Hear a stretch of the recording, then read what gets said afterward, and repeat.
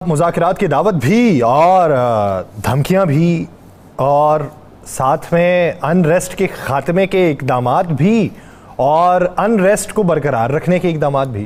तो ये कोशिशें किसकी रंग लाएंगी, कब तक लाएंगी, किस नज़रिए के तहत लाएंगी, कौन सा नया नैरेटिव बनेगा।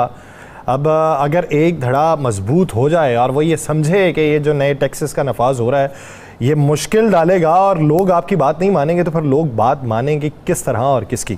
इसी भी बात करते हैं। पाकिस्तान तहरीक इंसाफ के रहनुमा डॉक्टर हुमायूं महमूद साहब ने हमें ज्वाइन किया है, सैनिटर भी है। बहुत शुक्रिया डॉक्टर साहब आपके वक्त का। डॉक्टर साहब, अगर आज देखा जाए कौमी असम्बली के मंजरनामे को, तो शहबाज शरीफ साहब तो कह रहे हैं कि बैठ के मुज़ाकरात कर लेते हैं, तो क्या कोई डायलॉग की राह हमवार हो रही है? क्या आपको लगता है कि हुकूमत इस ज़मन के अंदर संजीदा है?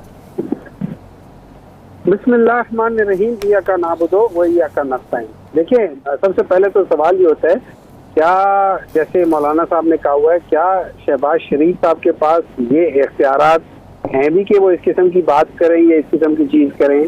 चलो फॉर अ मिनट हम सपोज कर लेते हैं कि जैसे मौलाना साहब ने कहा है कि उनको तो इसलिए रखा हुआ है कि वो कुर्सी मल के रखे। वो जैसे हम लोग अक्सर नहीं होते अपने साथ वाले किसी फंक्शन के ऊपर रुमाल शुमाल रख लेते हैं कि यहाँ पे कोई बैठा हुआ है, तो उसी तरीके से वो है।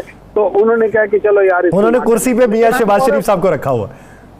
हाँ, तो फॉर अ मिनट हम ये मान लेते हैं कि उनके पास इख्तियारात है, ठीक है, और एज ए गवर्नमेंट वो चीजें कर सकते हैं। तो फिर सबसे पहले सवाल ये हो जाता है कि अगर वो बात करना चाहते हैं एक पॉलिटिकल पार्टी के लीडर से जिनको गलत तरीके से जेल में डाला है, चलो जेल में डाला है, वो अपने मेरिट पे निकल के आ जाएंगे। आप मुझे एक बात बताएं, क्या ये गवर्नमेंट के इख्तियार नहीं है कि जो 3 MPO के तहत जिन लोगों को अंदर किया उनको बाहर छोड़ दे? 5777 लोगों को 1 साल में अंदर किया। इतना ज्यादा जुल्म आज से पहले कभी किसी मुल्क में आपने सुना है? मतलब 3 MPO का मतलब ये है कि आप ये कहें कि डॉक्टर हुमायूं अगर बाहर निकला तो वो शायद कुछ ऐसा काम कर दे जिससे कुछ गलती हो सकती है, उसको पकड़ के अंदर कर दो। ये बादशाहों के जमाने में भी नहीं होता था। ये तो फिर डेमोक्रेसी है, ठीक है। अच्छा, दूसरी तरफ आ जाते हैं। हमारा जो आइन है और हमारा जो लॉ है वो हमें इजाजत देता है कि अगर कोई औरत है, कोई बच्चा है या कोई बीमार आदमी है, तो उसको, जैसे मियां नवाज शरीफ साहब थे, जैसे शहबाज शरीफ साहब थे, कि अगर वो कोई बीमार है तो उसको, अगर वो किसी भी केस में अंदर है, चाहे वो BC के केस में अंदर है या कत्ल के केस में अंदर है या मनी लॉन्ड्रिंग के केस में अंदर है, उसको आप बेल दे सकते हैं। और ये बेल का जो होता है ना, ये प्रोसिक्यूशन के पास होता है कि चलो यार हम इसको बेल दे देते हैं, जाने देते हैं, ठीक है। इस वक्त कितनी औरतें हैं 70 साल से ऊपर वाली हैं, कितनी औरतें हैं जो वहां पे हैं, जिनको आप सारा दिन गुजरावाले, पहले एक शहर पे, दूसरा शहर पे, तीसरा शहर, कितनी दफा उनको छोड़ा है जुडिशरी ने, कितनी दफा हुकूमत ने उनको अंदर किया है, ठीक है। इसको भी जोड़ लें। मुझे एक बात बताएं, ये एहसान इकबाल साहब जो बात कर रहे हैं और आप जो बात कर रहे हैं कि आप लोग अलग अलग नोट्स शेयर करते हैं। एहसान इकबाल कह रहे हैं कि हम 5 साल तक इनको वो करेंगे। अच्छा, उसको भी छोड़ दें। राना सनाउल्लाह साहब क्या कह रहे हैं? वो कहते हैं कि अगर कुछ ना मिला कहीं से कुछ ढूंढ लेंगे इनको अंदर रखने के लिए। ये आज से नहीं है, ये 1980 से है।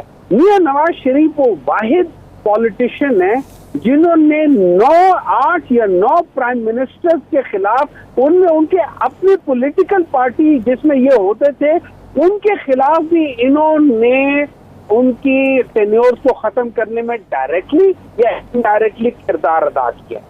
तो ये उनका कोई पहली बार नहीं है, ये हमेशा से करते आ रहे हैं। और जिन केसेस का जो अगर पीपल्स पार्टी वाले जिन केसेस का रोना रो रहे हैं, वो सारे केसेस यही तो करते थे, आज भी वही कर रहे हैं। इनका कोई नया काम नहीं है, ये पुराना है। तो अब सवाल उठता है, सवाल मेरे दिल में उठता है कि मुझे एक बात बताएं, इनसे हम बात क्यों करें कि जब ये खाली जुबानी जमा खर्च करते हैं, किरदार तो इनका है नहीं, तो हम खाली गुफ्तार वाले लोगों से क्या बात करेंगे?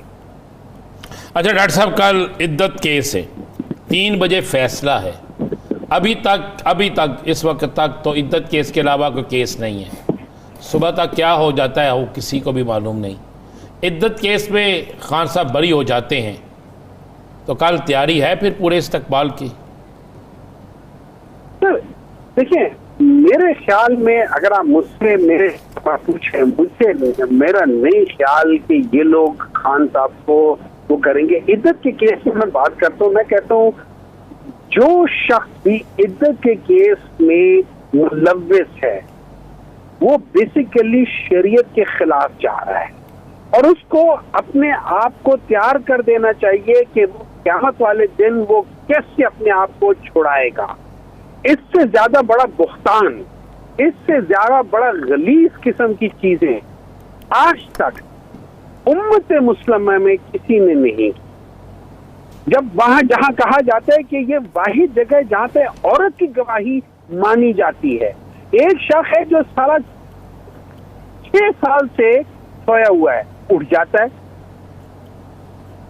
मतलब आप इससे ज्यादा और जो मैं तो कहता हूं जो इस शख्स का लॉयर है उसको भी शर्म आनी चाहिए कि वो इस शख्स का लॉयर है। लेकिन डॉक्टर साहब अगर एक बात याद रखें, मैं बताता हूँ ये क्यों इसको खान को आने नहीं देंगे बाहर। इमरान खान अगर और इंशाअल्लाह ताला कल बाहर आ जाता है तो बनी गाला पहुंचने से पहले इनकी हुकूमत खत्म हो जाएगी। बहुत बड़ा दावा, लोग वहां पहुंचेंगे। डॉक्टर साहब बहुत बड़ा दावा है कुछ। नहीं यासर, मैं डॉक्टर साहब की बात से इत्तेफाक करता हूँ। बिल्कुल इतनी दुनिया पहुंचेगी। डॉक्टर साहब बिल्कुल दुरुस्त कह रहे हैं कि जो इस्लामाबाद का पाकिस्तान की तारीख में इतना रश नहीं होगा। नहीं मैं आपको बता रहा हूँ, इनको कम से कम 8 घंटे लगेंगे अडियाला जेल से लेके ये जो हाईवे है ना, जो क्या है ये जीटी रोड है जो उधर से जाते हैं वहां तक, वहां से लेके कम 4 दिन 5 दिन लग जाएंगे उधर ये अपने बनी गाला तक पहुंचने में। आपका क्या ख्याल है ये गवर्नमेंट ये सारी चीजें वो प्रेशर कर लेंगे? आप देखेंगे यहाँ से कैसे जहाज भरते हैं और कैसे ये लोग भर जाते हैं और किसी की कमर का दर्द जाग जाएगा, किसी के पेट का दर्द जाग जाएगा, किसी के दिमाग के अंदर मसला था वो जाग जाएगा, किसी को कुछ हो जाएगा, किसी को कुछ हो जाएगा। ये लोग वो कर नहीं सकते। आपका क्या ख्याल है ये उनको आने देंगे? एक शेर को बाहर आने देंगे ये लोग? ये गीदड़ बाहर आने देंगे उस शेर को? Are you kidding me? Doctor साहब एक इंटरव्यू का हवाला देना है जो फवाद चौधरी साहब ने दिया है वॉइस ऑफ अमेरिका को। उसमें उन्होंने ये कहा कि पहली बात तो हैरत अंगेज़ तौर पे उन्होंने ये की, उन्होंने कहा जी कि पार्टी अगर मैंने छोड़ी ना तो मेरा अली से रब्ता हुआ, और कहते हैं सभी को मालूम है कि अली का खान साहब से कितना अच्छा ताल्लुक़ है। तो उससे पहले खान साहब ने मुझसे बात की और मुझसे पूछा कि तुम पे तशद्दुद हुआ, तो मैंने हाँ कहा, वो खामोश हो गए और फिर बाद में अली से राब्ते में मुझे कहा गया कि ठीक है आप अलहदा हो जाएं, छोड़ दें पार्टी को। तो उन्होंने कहा जी कि मैंने उनके कहने पे छोड़ा और मैं इससे कहा मैं पाकिस्तान पार्टी में जाना नहीं चाहता था। फिर दूसरी बात जो उन्होंने की, उन्होंने कहा जी कि अभी अगर हमें कोई एडजस्ट नहीं ना कर रहा पार्टी के अंदर तो वो इस वजह से कि यहाँ पे छोटे लोग हैं और वो ये समझते हैं कि अगर हम आ गए तो उनकी जो है वक़्त वो ख़त्म हो जाएगी। अब वो जो छोटे लोग कह रहे हैं वो किन को कह रहे हैं? देखिए इस तरह है, मैं आपको एक बात बताता हूँ, क्या मैं और क्या कोई और शख्स जो फवाद चौधरी या किसी भी पार्टी के मेंबर की जो फ्यूचर पाकिस्तान तहरीक इंसाफ के साथ है या नहीं है, हम में से कोई इस काबिल नहीं है कि उसको डिसाइड कर सके।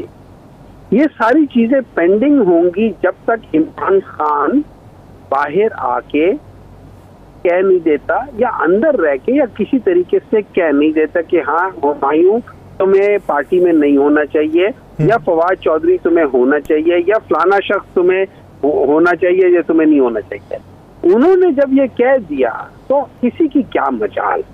तो फवाद चौधरी साहब अगर वो ये समझते कि ये सारी चीजें हैं तो एक बात मैं बता देता हूँ, खान वादे का पक्का है। अगर उसने कहा है कि मैं करूंगा तो वो करेगा।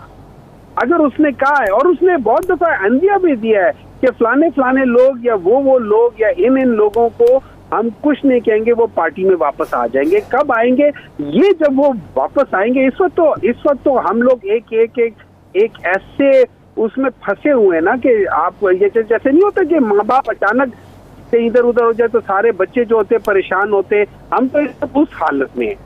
तो जब वो इंशाल्लाह ताला वापस आ जाएंगे तो सब चीजें ठीक हो जाएंगी। आप फिक्र क्यों करते हैं? आप लोगों ने हिस्ट्री पढ़ी होगी, नेपोलियन को जब इन लोगों ने हटाया था तो नेपोलियन वहां से निकल के क्या कह सकते हैं, आइलैंड से निकल के उसने फ्रांस के साहिल पे कदम रखा था।